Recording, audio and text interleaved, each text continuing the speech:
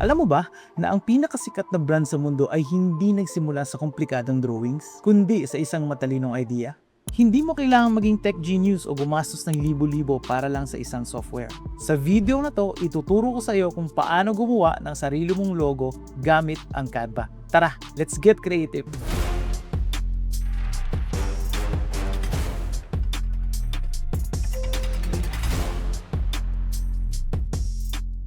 Step 1, yung foundation. Bago tayo dumiretso sa Canva dashboard, kailangan natin ng plano. Kailangan natin ng solid na plano, guys. Ano ba ang target audience mo at kung ano ang vibe ng brand mo. Kung minimalist ba to, kung fast food ba to, kung corporate ba to, kailangan mong i-determine yan bago tayo makapagsimula. Pro tip, pumili lang ng dalawang kulay at font para magmukhang malinis yung inyong design. Kasi kapag mas maraming fonts, mas maraming kulay, magmumukhang cluttered yung ating design. So, kailangan natin, as much as possible, 2 colors lang and 2 fonts.